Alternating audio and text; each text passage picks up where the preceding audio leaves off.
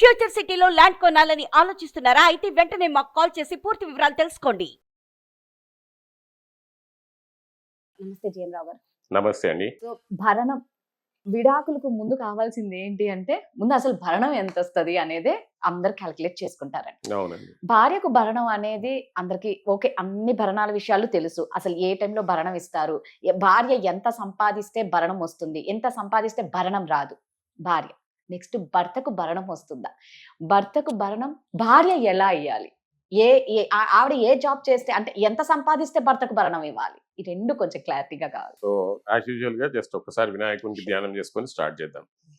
వక్రతుండ మహాకాయ సూర్యకోటి సమప్రభ నిర్విఘ్నం కురుమే దేవ సర్వకార్యేషు సర్వదా. గురు బ్రహ్మ గురు విష్ణు గురుదేవో మహేశ్వర గురు సాక్షాత్ పరబ్రహ్మ తస్మై శ్రీ గురవే నమః.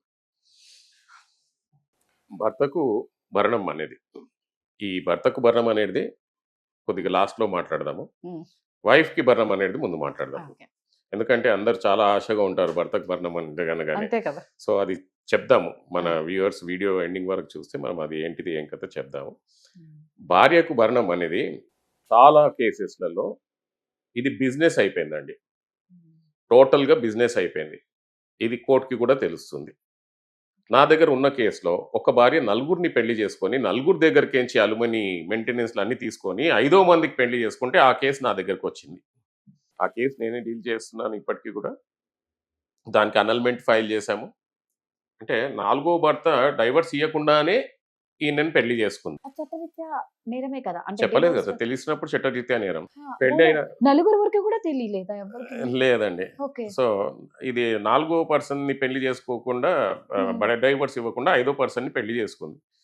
పెళ్లి చేసుకున్న తర్వాత అలా అలా ఏం చేసిందంటే ప్రీవియస్ భర్త ఈయనకు ఫోన్ చేశాడు, ఎట్లాగో నంబర్ తీసుకొని, నీకు ఎందుకు పెళ్లి చేసుకున్నారా, ఆమె చాలా డేంజర్, ఆవిడ ఓన్లీ ఫర్ అలుమని పెళ్లి చేసుకుంటది అని చెప్పేసి.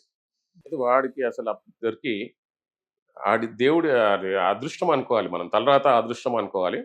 వాడు మొత్తం డైవర్స్ పేపర్స్ అన్ని తీసుకున్నాడు. First divorce, second divorce, third divorce and 4th divorce కాలేదు. డైవర్స్ పెండింగ్ ఉంది, ఇంకా డైవర్స్ అవ్వలేదు. అంటే ఇప్పుడు ఫస్ట్ నుంచి అసలు ఆమెకి డైవర్సే అవ్వలేదు. ఫస్ట్ మ్యారేజ్ డైవర్స్ అయిపోయింది, సెటిల్మెంట్ అమౌంట్ తీసేసుకుంది, మంచి అమౌంట్ తీసేసుకొని పక్కకు జరిగిపోయింది.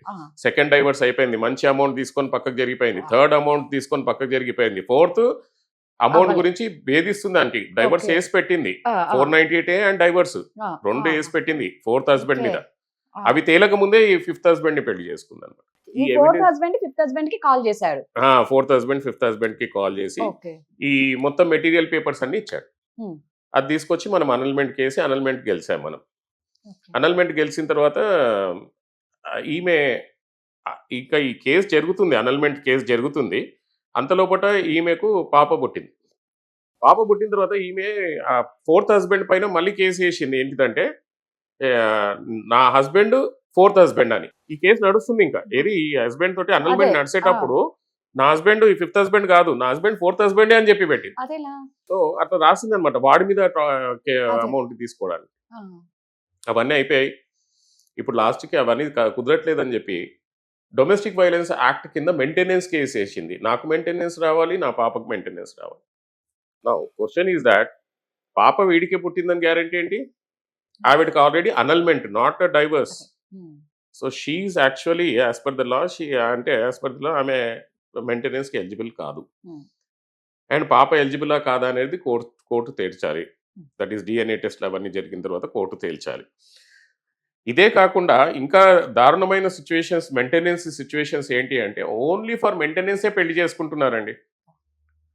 మెయింటెనెన్స్ అండ్ ఈ అలుమని గురించి పెళ్లి చేసుకున్న 1 year లోపల గొడవ పెట్టుకొని నువ్వు నాకు 50 లక్షలు ఇస్తే నేను నీకు డైవర్స్ ఇస్తాను, వాటితో నెగోషియేట్ చేసుకుంటున్నారు.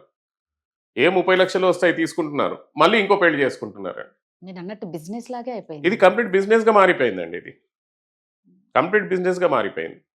వైఫ్ మెయింటెనెన్స్ కేసెస్లలో వైఫ్ జాబ్ చేస్తుంది, ఆమెకు బిజినెస్ ఉంటుంది అని చూపెట్టదు, నాకేమీ లేదు, నాకు మెయింటెనెన్స్ కావాలి అని అంటుంది. ఇట్లాంటి సిచ్యువేషన్స్లలో ప్రాపర్ అడ్వకేట్ ఉంటే ఆమె ఎక్కడ అని చేస్తుంది, ఏం చేస్తుంది, ఎట్లా లాగాలో లాగుతాడు. లాగి ప్రెజెంట్ చేస్తే ఇఫ్ షీఈ్ అర్నింగ్, ఆమె సంపాదిస్తుంటే ఆమెకు మెయింటెనెన్స్ రాదు. ఓకే, జాబ్ చేసే పర్సన్ ఇది ఒక ట్రెండ్ గా మారిపోయిందండి. జాబ్ చేసే ప్రతి ఆడపిల్ల ఏం చేస్తుందంటే నేను జాబ్ చేయట్లేదు, నాకు మెయింటెనెన్స్ కావాలి. అది నిజం ఏంటిది మనం రప్పించగలిగాం అనుకోండి, ఇన్కమ్ ట్యాక్స్ రిటర్న్స్, లేకపోతే ఆమె బ్యాంక్ అకౌంట్ డీటెయిల్స్, లేకపోతే ఆమె ఎక్కడ పని చేస్తుందో అవన్నీ రప్పించాం అనుకోండి, ఆమె పైన పర్జురీ కేసు వేయొచ్చు, రకరకాల కేసులు వేయొచ్చు కోర్టుని మిస్లీడ్ చేసినందుకు. సో ఈ మెయింటెనెన్స్ అనేది ఇప్పుడు ఈ వైఫ్ సైడ్ నుంచి ఇలా అయిపోతే, వైఫ్ కి ఎప్పుడు మెయింటెనెన్స్ రాదు, ఆమె working, she has a source of income, ఆమెకు 2 ఇండ్లు ఉన్నాయి, ఒక ఇంటిది రెంట్ వస్తుంది, ఆ టైంలో ఆమెకు మెయింటెనెన్స్ రాదు. పోనీ హస్బెండ్ ₹1,00,000 సంపాదిస్తున్నాడు, వైఫ్ మాత్రం 10,000 సంపాదిస్తుంది, అది సరిపోదు. సో అప్పుడు ఆ సిచ్యువేషన్ లో మనకు మెయింటెనెన్స్ వస్తుంది. సో ఇప్పుడు ఈ రకంగా మన వ్యవస్థ అనేది ఇంత దారుణంగా మారిపోయింది. ఒక అమ్మాయిది కేసు, ఈ కేసు ఇంకా మన సికింద్రాబాద్ కోర్టులో నడుస్తుంది. మనకు పక్కన ఫోటో తీసుకొని ఆధార్ కార్డు మార్పించుకునేది ఈయన నా హస్బెండ్ అని చెప్పి ఆయన మీద డొమెస్టిక్ వైలెన్స్ కేసు వేసింది అనమాట. సో అంత దారుణమైన కేసెస్ కూడా మెయింటెనెన్స్ లో ఉన్నాయి. సో మెయింటెనెన్స్ కేసెస్ అనేటి 99% only for the business. Husband కి భరణం వస్తుందా? డెఫినెట్ గా వస్తుంది మేడం. కానీ if husband is sound mind and is able to earn, so అట్లాంటప్పుడు రాదు. ఇప్పుడు మనం పాతగా అనుకున్న ప్రకారమే వైఫ్ ₹1,00,000 సంపాదిస్తుందండి, హస్బెండ్ ఆటో డ్రైవర్, ఆడికి ఏం దొరకట్లేదు. సో డెఫినెట్ గా హస్బెండ్ కి మెయింటెనెన్స్ అనేది తప్పకుండా వస్తుంది. Husband is physically handicapped, he cannot work, but wife is working 25,000 and earning ₹25,000. అప్పుడు కూడా హస్బెండ్ కి మెయింటెనెన్స్ అనేది తప్పకుండా ఇవ్వాల్సిందే. ఇలా చెప్పుకుంటూ పోతే దేర్ ఆర్ ఎన్నో జడ్జ్మెంట్స్ ఉన్నాయి, ఎన్నో కేసెస్ ఉన్నాయి మనకు హస్బెండ్ కి ఎప్పుడు మెయింటెనెన్స్ వస్తుంది అనేది. తప్పకుండా హస్బెండ్ కి కూడా మెయింటెనెన్స్ తీసుకునే రైట్స్ ఉన్నాయి. మీరు అన్నట్టు భార్య కానీ భర్త కానీ ఎక్కువ సంపాదిస్తే ఖచ్చితంగా అటు పార్ట్నర్ కి మెయింటెనెన్స్ అయితే ఖచ్చితంగా ఇవ్వాల్సిందే. కాకపోతే ఏంటంటే మీరు అన్నట్టండి, ప్రాపర్ అడ్వకేట్ చేసే వాళ్ళు ఉంటారు. అవును, ప్రాపర్ గా చెప్పే అడ్వకేట్ ఉంటే నిజంగా తొందరగా బయటకు వస్తారేమో ఈ కేసుల నుంచి అనిపిస్తుంది. ఇంత ఇయర్స్ అవ్వకుండా చెప్పే వాళ్ళు కరెక్ట్ గా ఉండాలి, దాన్ని నడిపించే వాళ్ళు కరెక్ట్ గా ఉండాలంటే అంతా అడ్వకేట్ చేతిలోనే ఉంటుంది. అవునండి. థ్యాంక్ యూ అండి. Thank you.